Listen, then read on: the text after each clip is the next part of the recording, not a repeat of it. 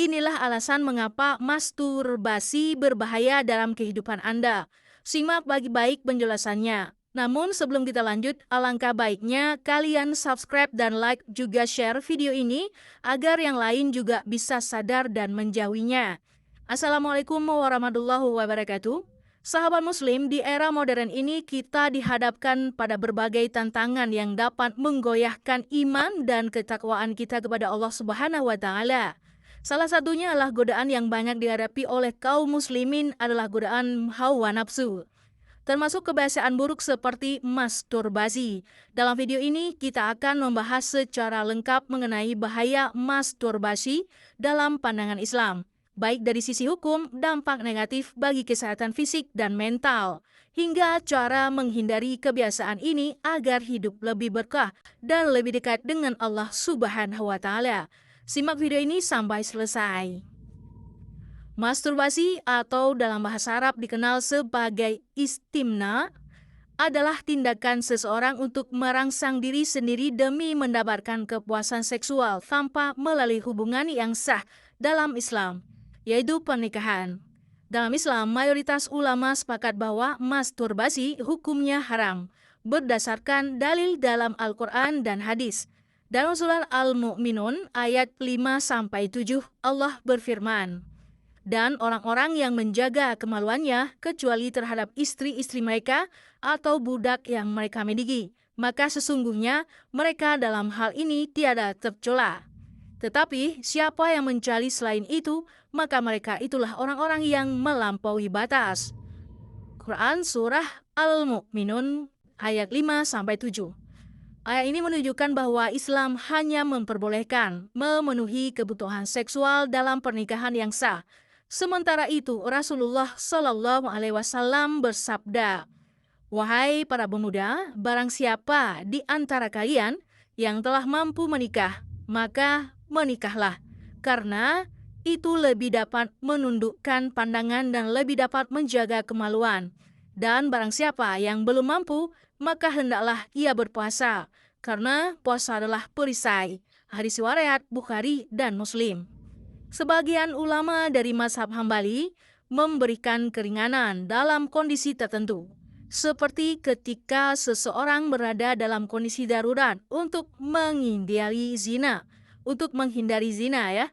Namun secara umum Islam tetap menganjurkan untuk menjaga diri dari perbuatan ini dengan cara berpuasa yang sudah dijelaskan di atas tadi.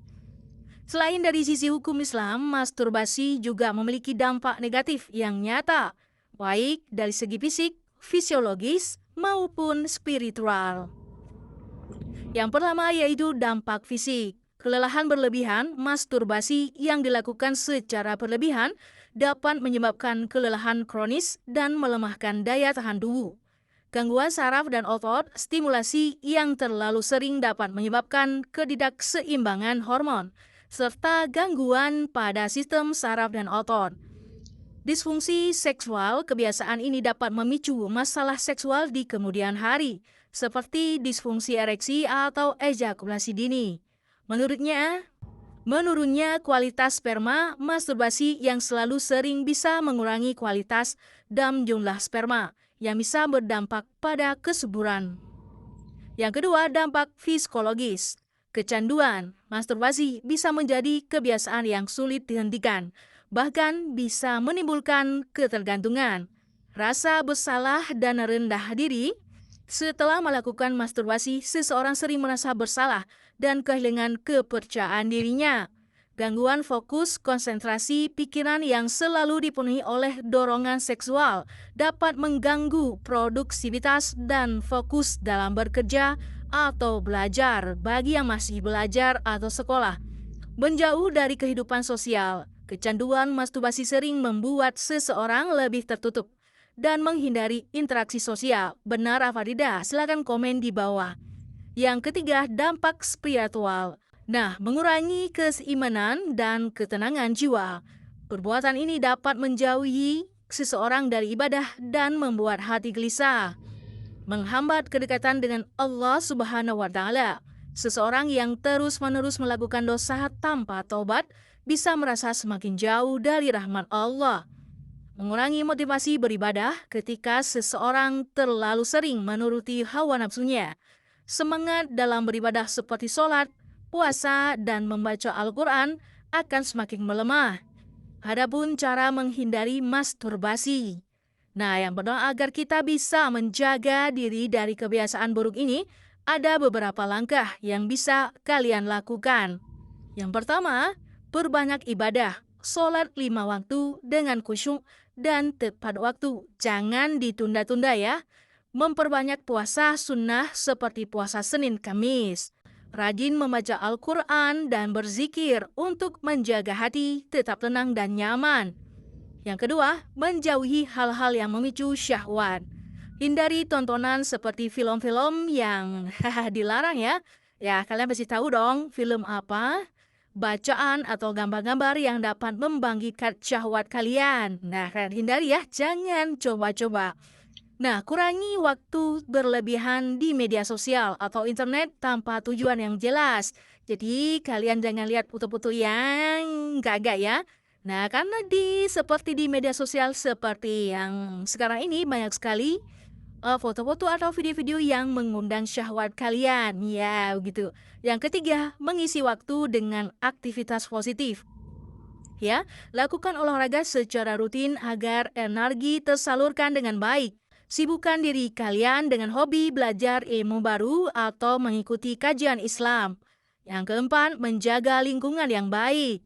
Bertemanlah dengan orang-orang yang soleh dan menjauhi pergaulan yang buruk.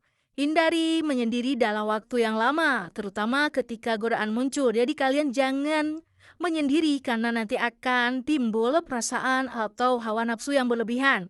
Jadi kalian sering-seringlah bergaul dengan orang-orang yang baik ya.